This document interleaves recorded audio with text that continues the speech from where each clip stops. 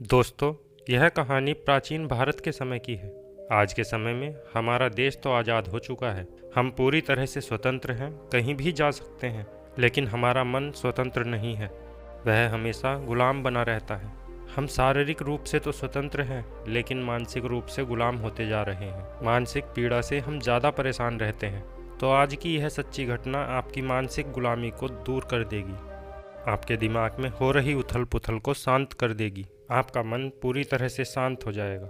दोस्तों, एक समय की बात है। हिमालय की निचली पहाड़ियों में बसे एक छोटे से गांव में पवन नाम का एक जवान युवक रहता था। पवन अपने गुस्सैल स्वभाव और शांत मन के लिए पूरे गांव में प्रसिद्ध था। वह बहुत ही गुस्से वाला युवक था। उसका मन एक जगह पर कभी टिकता ही नहीं था। उसका मन हर समय विचारों से भरा रहता था। विचारों के इस तूफान ने उसके मन को पूरी तरह से अशांत कर रखा था। शांति तो जैसे उसके जीवन से गायब ही हो गई थी। वह हर समय अपने विचारों में ही खोया रहता था और एक तनावपूर्ण जीवन जी रहा था। उसके अशांत मन और गुस्सैल स्वभाव की वजह से उसके घर वालों और गांव वालों से भी संबंध अच्छे नहीं थे। इसकी वजह से वह खुद को और भी ज़्यादा अकेला और अपमानित महसूस करता था। ऐसी स्थिति में वह और भी ज़्यादा मानसिक तनाव की स्थिति में रहने लगा। एक दिन ऐसे ही मायूस होकर वह गांव से बाहर बगीचे की ओर जा रहा था। उसका किसी से बात करने का भी मन नहीं हो रहा था, क्योंकि वह अपनी ज़िंदगी से और अशांत मन से बहुत ज़्यादा परेशान था। उसे कुछ भी समझ में नहीं आ रहा था कि अब उसे क्या करना चाहिए। गांव के बाहर बगीचे में वह हर बार की तरह अपने दोस्तों से मिलकर अपनी बातें उन्हें बताया करता था। आज वह उसी बगीचे में गया तो उसके दोस्तों ने पूछा, पवन, आज तुम बहुत ज़्यादा निराश लग रहे हो, इतना परेशान हो। क्यों न तुम उस पहाड़ी के पीछे एक आश्रम है जिसमें एक बौद्ध महात्मा रहते हैं, वह बहुत ज्ञानी है। तुम उनके पास एक बार क्यों नहीं जाते हो? वह तुम्हारी सारी समस्याएं दूर कर देंगे। अपनी दोस्त की बात मानकर पवन अगले दिन सुबह को ही उन बौद्ध महात्मा से मिलने के लिए अपने घर से निकल पड़ा। जब वह वहां पहुंचा तो उसने देखा कि सुबह के समय वे बौद्ध महात्मा अपने बगीचे में लगे पौधों को पानी दे रहे थे। चारों तरफ चिड़ियों की चहचहाहट से सुबह के समय आश्रम का माहौल खिलखिला रहा था। पौधों को पानी देने के बाद वे महात्मा ध्यान की अवस्था में एक पेड़ के नीचे बैठ गए। बौद्ध भिक्षु के चेहरे से एक शांति झलक रही थी। इस असीम शांति ने पवन को बौद्ध भिक्षु की तरफ आकर्षित कर दिया। जब पवन बौद्ध भिक्षु के करीब पहुंचा तो उनके चारों तरफ एक सकारात्मक ऊर्जा का अनुभव किया। पवन ने महसूस किया कि इस असीम शांति और अद्भुत ऊर्जा का स्रोत कहीं न कहीं बौद्ध भिक्षु के अंदर ही है। इसलिए वहीं बैठकर बौद्ध भिक्षु की आंख खुलने का इंतजार करने लगा। थोड़ी देर बाद जब बौद्ध भिक्षु ने अपनी आंखें खोली तो उन्होंने अपने सामने एक जवान लड़के को बैठा पाया, जो कि काफ़ी तनावग्रस्त और नकारात्मक भावनाओं से भरा हुआ लग रहा था। पवन ने बौद्ध भिक्षु की ओर लालसा की नज़रों से देखा और कहा, हे मुनिवर, मेरा मन बहुत ही अशांत हो गया है। मेरे विचार मुझे खाए जा रहे हैं। मैं पल भर के लिए भी शांति का अनुभव नहीं कर पा रहा हूँ। इस वजह से मैं हर समय बहुत ही गुस्से में रहता हूँ। छोटी सी बात पर मैं गुस्से में उत्तेजित हो जाता हूँ। किसी की बात मुझे नहीं लगती। क्या आप मुझे सिखा सकते हैं कि मैं अपने इस अशांत मन को शांत कैसे करूं? गुरुदेव, मुझे कोई उपाय बताएं। बौद्ध भिक्षु ने पवन की दिक्कतों को समझते हुए उसकी तरफ देखा और कहा, बेटा, अपने मन की चाबी किसी दूसरे के हाथ में दे दिए हो। आज तुम भी गुलाम हो गए हो। पवन को महात्मा की बात कुछ समझ में नहीं आई। उसने कहा, गुरुदेव, यह मन का गुलाम और चाबी क्या है? कृपया मुझे विस्तार से समझाएं। बौद्ध महात्मा ने कहा, पवन, मैं तुम्हें एक कहानी सुनाता हूँ। इस कहानी में मानसिक शांति और खुशहाली के सारे रहस्य छुपे हुए हैं। क्या तुम इस कहानी को सुनना चाहोगे? निर्मल ने हाँ कहा और शांति के साथ कहानी सुनने के लिए बैठ गया। उसके अंदर की उत्सुकता अब अपने चरम पर थी। बौद्ध भिक्षु ने कहानी सुनानी शुरू की। बहुत समय पहले की बात है। एक नगर में संता सिंह नाम का एक आदमी रहता था। संता बहुत ही महत्वाकांक्षी व्यक्ति था। उसके हर काम में लोगों से ही सुनने को मिलता था। लोग उसकी और उसके काम की बहुत तारीफ किया करते थे। अगर उसे किसी काम में असफलता या लोगों से बुराई सुनने को मिलती थी तो वह चिंता और तनाव में चला जाता था। वह छोटी छोटी बातों पर बहुत ही परेशान हो जाता था। उसका मानना था कि सफलता और भौतिक संपत्ति उसे मनचाहा सुख देती है, लेकिन संता सिंह जितना ही सफलता और तारीफ के पीछे भागता रहता था, वह उतना ही गहरे मानसिक तनाव में डूबता जा रहा था। जब उसके काम की कोई तारीफ नहीं करता था तो वह बहुत ही ज़्यादा परेशान हो जाता था। एक दिन उसका सामना उस समय के एक बहुत ही प्रसिद्ध बौद्ध भिक्षु से हुआ जिनका नाम महाकौशल था। महाकौशल अपने हजारों शिष्यों को ध्यान साधना की शिक्षा दिया करते थे और वह खुद भी एक बहुत बड़े ध्यानी और आत्मज्ञानी व्यक्ति थे। महाकौशल की अद्भुत एकाग्रता और स्थिर शांत चित्त से प्रभावित होकर संता ने अपने भटकते मन को शांत करने का तरीका जानना चाहा। संता ने कहा, हे महात्मा, मैं हर समय सफलता के पीछे भागता रहता हूँ और लगातार और भी अधिक पाने के लिए प्रयास करता रहता हूँ, फिर भी मुझे कोई स्थायी संतोष नहीं मिल पाता है। मैं सफल भी हो जाता हूँ, लोग मेरी तारीफ भी करते हैं, लेकिन मुझे अंदर से संतुष्टि नहीं मिल पाती है। मेरा मन भटकता रहता है। हे गुरुदेव, मुझे इस बेचैनी से और अशांत मन से छुटकारा पाने के लिए कृपया कर कोई उपाय बताएं। बौद्ध महात्मा ने उसकी तरफ करुणा भरी नज़रों से देखा और उत्तर दिया, तुम्हारा मन एक नदी की तरह है जो हमेशा दौड़ता और भागता रहता है, कभी भी स्थिर नहीं रह पाता। अपने अशांत मन को शांत करने के लिए तुम्हें अपने विचारों को बिना रुकावट के जाने देने की कला सीखनी पड़ेगी। संता ने कहा, हे महात्मा, लेकिन मैं अपने विचारों को कैसे जाने दे सकता हूँ? आखिर मैं भी तो अपनी इच्छाओं और महत्वाकांक्षाओं से जुड़ा हुआ हूँ। यह सुन भिक्षु महाकौशल मुस्कुराए और बोले, कल्पना करो कि तुम्हारे हाथ में एक पानी से भरा हुआ गिलास है। अब तुम जितनी देर इसे पकड़े रहोगे ये उतना ही भारी होता चला जाएगा, और अगर तुम काफ़ी लंबे समय तक इसे पकड़े रहोगे तो तुम्हारे हाथ में दर्द होना शुरू हो जाएगा। लेकिन अगर तुम अपनी पकड़ ढीली करते हो और इसे जाने देते हो तो इसका भार खत्म हो जाएगा।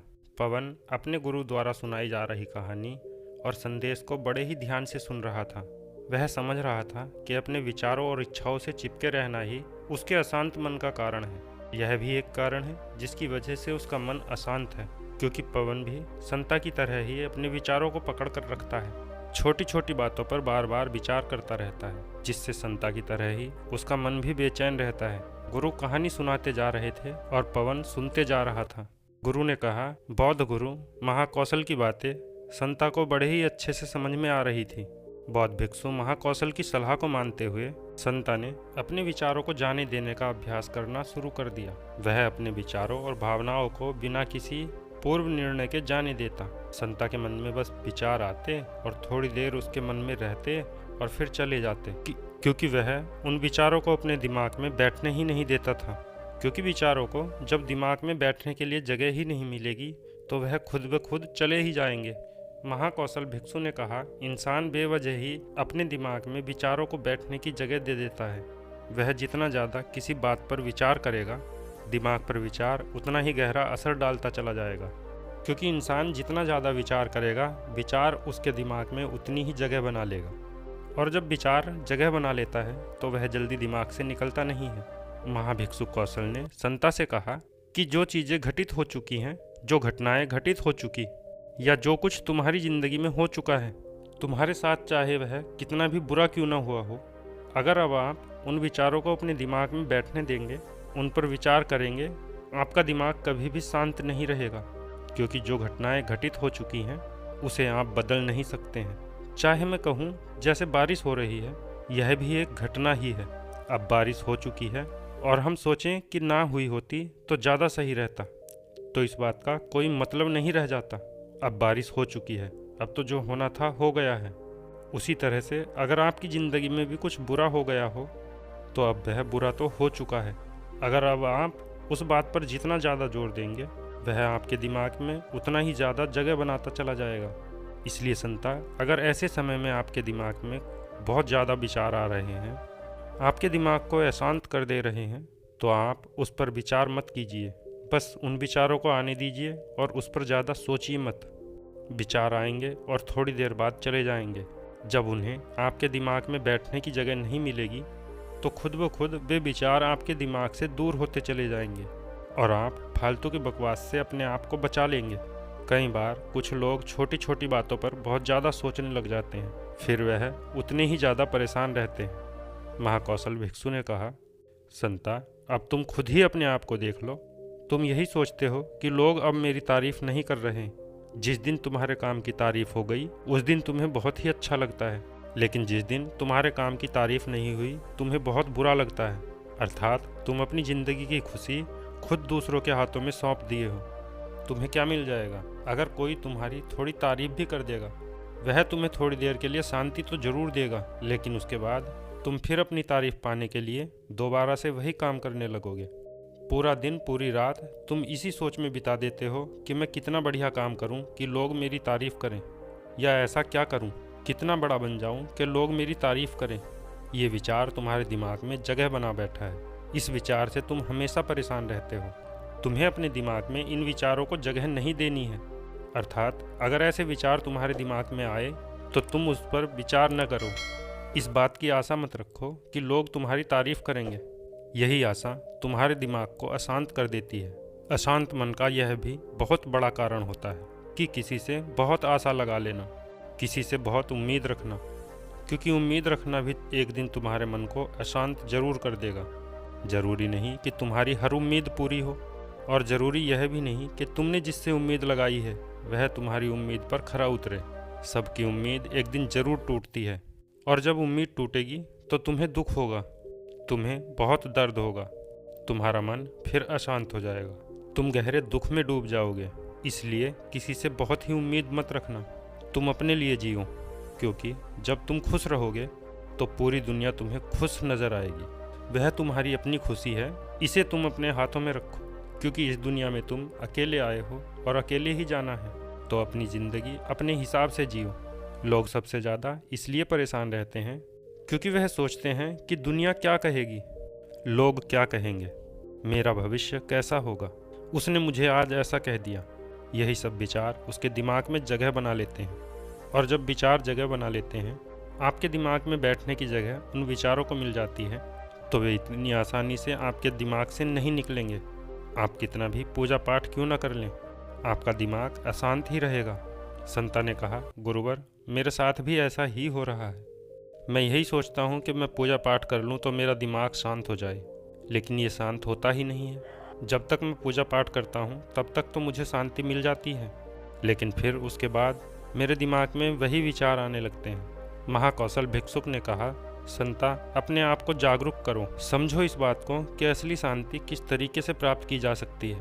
पूजा पाठ तो तुम्हारी नित्य प्रतिदिन की क्रिया है, इससे तुम्हारा दिमाग शांत नहीं होने वाला जब तक कि तुम ध्यान में बैठकर अपने विचारों को समझने का प्रयास नहीं करोगे, अपने आप को जागरूक नहीं करोगे कि कौन से विचार हमारे लिए अच्छे हैं और कौन से विचार हमारे लिए बुरे हैं। विचारों को अपने दिमाग में आने दो और उन्हें वैसे ही जाने भी दो, उन्हें जगह मत दो, अर्थात उन विचारों पर ज़्यादा जोर मत दो, और अपनी आज़ादी की चाबी अपने हाथ में रखो, किसी के हाथ में मत रखो, वरना तुम कभी स्वतंत्र नहीं रह पाओगे।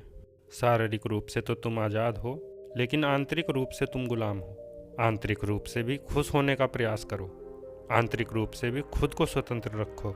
अपने स्वतंत्र होने की चाबी अपने हाथ में रखो। यह दुनिया है, इसका काम है बोलना, बोलकर आपको परेशान करना।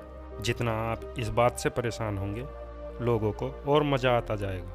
वे तुम्हें और ज़्यादा परेशान करने की कोशिश करेंगे। वह तुम्हारी आंतरिक स्वतंत्रता रूपी चाबी को छीनने का प्रयास करेंगे। इसलिए अपनी चाबी किसी को मत दो। इस दुनिया में कुछ भी स्थायी नहीं है, सब कुछ बदलता रहता है। एक समय के बाद सब कुछ बदल जाता है। एक दिन तुम्हारे चाहने वाले भी तुमसे दूर हो जाएंगे, फिर कोई और आएगा। आज तुम यहाँ हो मेरे सामने, कल तुम कहीं और होगे। जब इस दुनिया में कुछ भी स्थायी नहीं है, सब कुछ बदलने वाला है, तो तुम क्यों अपने दिमाग में विचारों को स्थायी जगह दे रहे हो? ऐसे विचारों को क्यों तुम बार बार सोच रहे हो? खुद को स्वतंत्र रखो, अंदर से भी और बाहर से भी। अंदर से स्वतंत्र रखना बहुत ज़्यादा जरूरी होता है। महाकौशल की बात सुनकर संता को सारे उत्तर मिल चुके थे। इधर गुरु ने कहानी का अंत किया और कुछ देर शांत होकर पवन से पूछा, पवन, कुछ समझ में आया? कोई उत्तर मिला या नहीं? पवन तो मानो एक मूर्ति के समान वह गुरु को एकटक देखता ही जा रहा था। उसके मुख से कुछ भी निकल नहीं रहा था, क्योंकि ऐसी बातें आज से पहले उसने किसी के मुंह से नहीं सुनी थी, या ऐसी कहानी उसने गुरु के मुंह से सुनी जो उसे जीवन की सच्चाई बता गई। शायद उसे जीवन का रहस्य भी पता चल गया। वह बिल्कुल मौन हो गया था। कुछ देर बाद पवन ने अपनी चुप्पी तोड़ी और कहा, हे गुरुदेव, अब मेरा कोई प्रश्न नहीं बचा है। अब मेरा आपसे निवेदन है कि मैं भी आपके साथ यहाँ कुछ दिन रहना चाहता हूँ। तो दोस्तों, कैसी लगी आपको यह कहानी? अपनी राय कमेंट में ज़रूर बताना। हमसे जुड़े रहने के लिए हमारे चैनल को सब्सक्राइब कर लीजिएगा। फिर मिलेंगे किसी ज्ञानवर्धक कहानी के साथ। तब तक के लिए धन्यवाद।